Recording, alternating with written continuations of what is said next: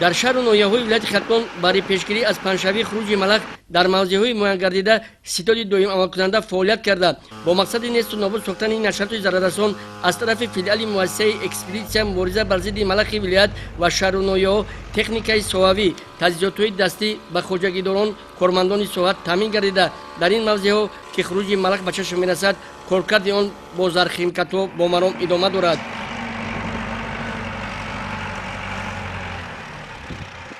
дар ҷамъияти деҳоти машъали ноҳияи Вахш раиси вилояти Хатон Давлаталӣ Саид аз рафти несту нобуд сохтани ин ҳашарот дидан намуд. иттилоъ дода шуд ки барои дар амалиёти муайяншуда коркар кардани мавзеъҳое ки дар он хуруҷи малах ба чашм мерасад шурӯъ аз 1 апрели соли равон аз тарафи ситоди ноҳиявӣ бар зидди малах зиёда аз 30 нафар сарбозони кумитаи ҳолатҳои фавқулода ва мудофиаи гражданӣ назди ҳукумати ҷумҳурии Тоҷикистон сафарбар гардида. мушоҳидон нишон дод ки бо мақсади пешгирӣ намудани хуруҷи малах дар талу теппаҳо ва доманакӯҳои деҳаҳои Қарабодом, Томчӣ, Пистазор ва Лолазори ҷамъияти деҳоти машъали ноҳияи Вахш корҳои безараргардонӣ муташаккилона идома дорад. мавриди зикр аст ки то ба имрӯз дар ин мавзеъҳо масоҳати 450 гектар коркар гардида ин ҳашароти зараррасон несту нобуд карда шудааст. аз тарафи ситоди ноҳиявӣ 3 адад техникаи соҳавӣ ва зиёда аз 20 адад таҷҳизотҳои дастӣ барои коркард ва пешгирӣ намудани хуруҷи малах дар ин мавзеъҳо сафарбар гардидаанд. раиси вилояти Хатон Давлаталӣ Саид зимни боздид аз мавзеъҳои хуруҷи малах масъулини ноҳияҳоро муаззаф сохт ки аз тамоми шароиту имкониятҳои мавҷуда истифода бурда хоҷагиҳои чорводорию ҷамоавӣ ва сокинони ҳудуди ҷамъияти мазкур барои ҳар чӣ зудтар несту нобуд сохтани ин ҳашароти зараррасон сафарбар карда дар ин самт чораҳои заруриро роҳандозӣ намуда бо техника таҷҳизотҳо ва заҳрхимикатҳо сари вақт таъмин карда шаванд. дар мавзеи Қарабодоми ҷамъияти машъали ноҳияи Вахш деҳаи Учблоқ, деҳаи Томчии боло, Томчии поён зиёда аз 650 гектар замин то ба имрӯз ба пуррагӣ коркар карда шуд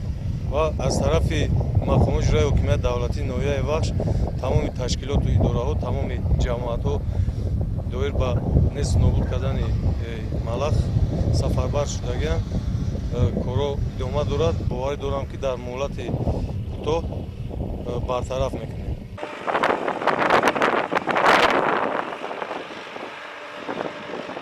раиси вилояти Хатон Давлаталӣ Саид зимни боздиди хеш аз ноҳияҳои Вахшу Кушониён ва шаҳри Левакан барои пешгирӣ ва мубориза бар зидди малах оиди саривақт гузарондани чорабиниҳо ва дар ин замина муҳофизати майдонҳои кишти зироатҳои кишоварзӣ, чарогоҳҳо ва ҷангалзорҳо аз малахи марокашӣ ба масъулини ноҳияҳо дастуру супоришҳои мушаххас доданд. тавре ки иттилоъ дода шуд дар ноҳияи Кушониён аз тарафи мушоҳидони филиали муассисаи экспедитсияи мубориза бар зидди малах дар вилоят дар талу теппаҳо ва доманакӯҳо дар масоҳати зиёда аз 5000 гектар тухмгузории малахи марокашӣ ба кай гирифта шудааст. хуруҷи он бошад дар майдони 700 гектар ба чашм расида то имрӯз масоҳати 650 гектари он безарар гардонида шуда дар ин самт корҳо идома дорад. дар он мавзеъҳое ки хуруҷи малах ба кай гирифта шудааст зиёда аз 100 нафар бо истифода аз техникаи соҳавӣ ва 80 адад таҷҳизотҳои дастӣ барои безараргардонӣ сафарбар гардидаанд.